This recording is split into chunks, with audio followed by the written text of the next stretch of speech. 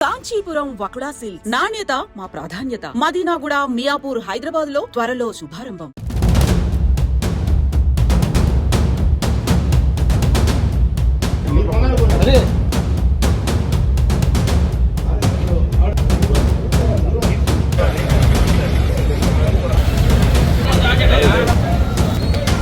చిత్తూరులో టెన్షన్ వాతావరణం. ఒక రకంగా అసలు ఎవరు కూడా ఎక్స్పెక్ట్ చెయ్యలేదు.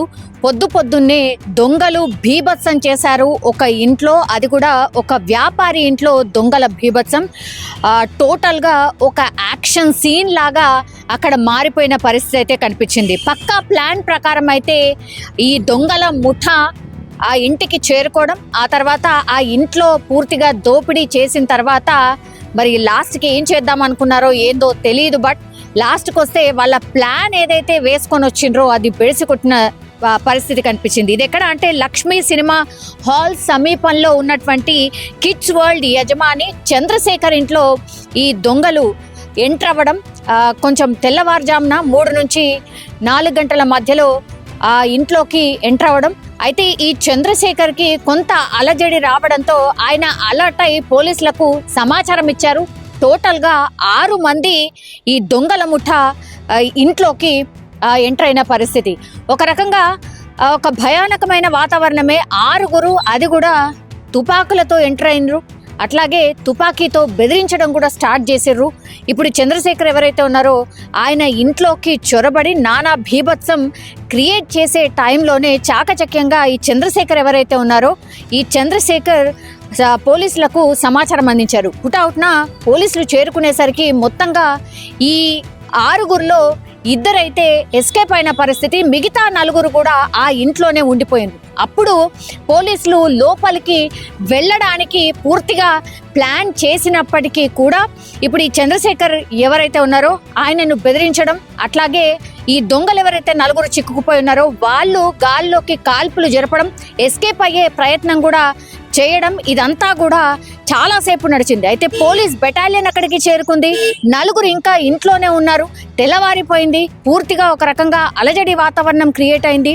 అది ఇంట్లో 4 దొంగలు చిక్కుకున్నారు, 4 దొంగలు దోపిడీకి ప్రయత్నించారు, ఇంట్లోనే ఉండిపోయారు అన్న వార్త తెలిసిన తర్వాత చాలా మంది చుట్టుపక్కల వాళ్ళు అక్కడికి రావడం జరిగింది. అయితే ఈ చంద్రశేఖర్ ఇంట్లోకి చొరబడిన తర్వాతనే తుపాకీతో బెదిరించడమే కాదు, అట్లనే గాల్లో కాల్పులు జరపడం, ఒక రకంగా భయానక వాతావరణం క్రియేట్ చేసిండ్రు ఆయన ఇంట్లో.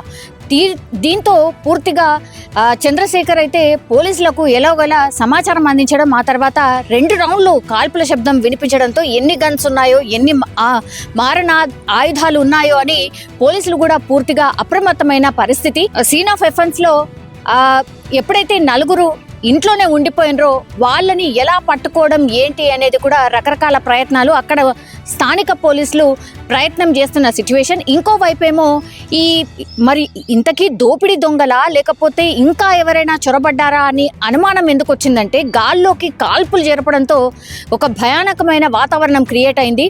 మరి ఈ కాల్పులు జరిపింది ఎవరు, దొంగలా లేకపోతే ఇంకెవరైనా అని అనుమానాలు రావడంతో పూర్తిగా ఆక్టోపస్ని కూడా రాష్ట్ర సర్కార్ అప్రమత్తం చేసింది. ఆక్టోపస్ ని కూడా రంగంలోకి దించింది. స్పాట్ లో ఆక్టోపస్ కి సంబంధించిన వాళ్ళు కూడా చేరుకోవడం జరిగింది. కానీ జిల్లా ఎస్పీ పూర్తిగా అక్కడ ఉన్నటువంటి సిచ్యువేషన్ ఏంటి, ఎవరు లోపలున్నారు ఏంటి అనేది కూడా కొంత అంచనా వేయడం, ఆ తర్వాత సక్సెస్ఫుల్గా ఒక 2 గంటల పాటు ఎట్లాగో అట్లా లోపలికి చేరుకొని ఈ 4 దొంగలనైతే పట్టుకోవడం జరిగింది. కానీ ఇంకా 2 ఎవరైతే దొంగలు పారిపోయారో వాళ్ళ కోసం వేట కొనసాగుతోంది.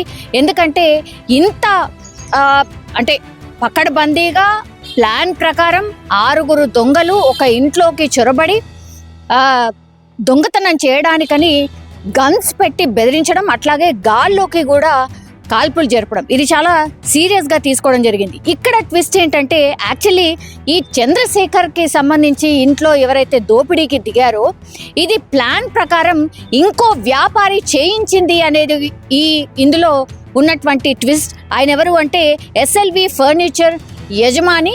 మరో వ్యాపారి చంద్రశేఖర్ ఇంట్లో దోపిడీకి తెగబడినట్టుగా ఇప్పుడు ప్రాథమికంగా పోలీసులకు అందుతున్నటువంటి సమాచారం ఆయన్నే ఇట్లా రబ్బర్ బుల్లెట్లు, గన్స్ అన్నీ కూడా సమకూర్చిండు. అట్లాగే ఈ ఆపరేషన్ అంతా ఫినిష్ చేయడానికి 3 గంటల సమయం పట్టింది. అట్లాగే కిరాయి గుండాల్ని కూడా వీటన్నిటిని సమకూర్చిండు ఈ ఓనరే. ఈయన ఎస్ఎల్వి ఫర్నిచర్ యజమాని.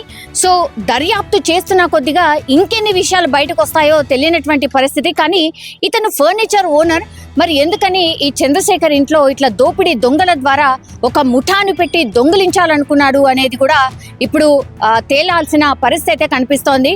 కానీ ఎవరికి ప్రాణహాని అయితే జరగలేదు. కానీ ఎంత భయానకమైన సిచ్యువేషన్ అంటే ఒక యజమాని ఇంకో యజమాని ఇంట్లో ఒక ముఠాని పెట్టి దొంగల ముఠాని పెట్టి ఇట్లా దోపిడీకి పాల్పడడం అనేది ఇప్పుడు చర్చనీయాంశంగా మారిపోయిన పరిస్థితి. మారణాయుధాలు ఉన్నాయి అన్న సమాచారంతో అయితే ఆక్టోపస్ని కూడా రంగంలోకి దించారు. అంటే ఇప్పుడు ఈ కేసుని ఎంత సీరియస్గా తీసుకునే అవకాశం కనిపిస్తోంది అనేది ఒకటి. ఆ తర్వాత సక్సెస్ఫుల్గా ఈ ఆపరేషన్ అయితే ఫినిష్ చేశారు, ఊపిరైతే పీల్చుకున్నారు. కానీ ఇట్లా ఒక వ్యాపారి ఇంకో వ్యాపారి ఇంట్లోనే దోపిడీకి పాల్పడడం ఏంటి అనేది కూడా ఇప్పుడు ప్రశ్నార్థకంగా మారింది. అంటే పాత కక్షలు ఏమైనా ఉన్నాయా, లేకపోతే వ్యాపార లావాదేవీలు ఏమైనా ఉన్నాయా, అసలు వీళ్ళిద్దరికి పరిచయం ఉందా, ఎందుకని కక్షగట్టి ఈయన ఇంట్లో దొంగతనానికి ఇట్లా ముఠా పెట్టి గన్స్ ఇచ్చి కిరాయి గుండాల్ని పెట్టుకొని ఇట్లాంటి దోపిడీకి ఎందుకు ప్రయత్నించాడు అనేది కూడా పూర్తిగా దర్యాప్తులో తేలాల్సిన అవసరం అయితే కనిపిస్తోంది. అవ్వకు నా ఒళ్ళు బాగాలేదేమో, చాలా బాధపడుతున్నారేమో అనేసి నడుస్తున్నాను. అవ్వకి ఏమైపోయిందని తెలిసిపోతే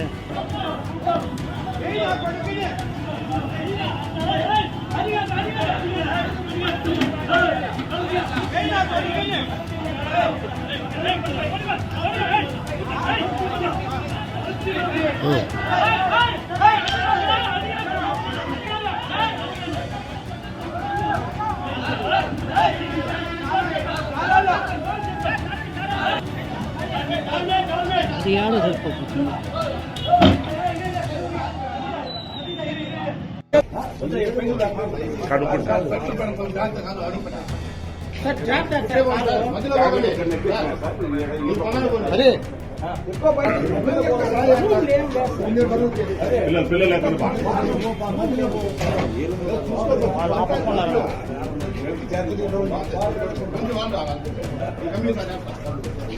మీరు చెప్తారు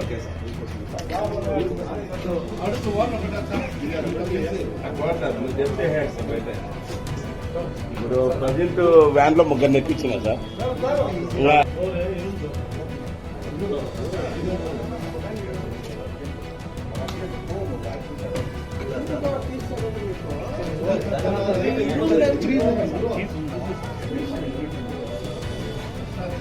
ప్యాకెట్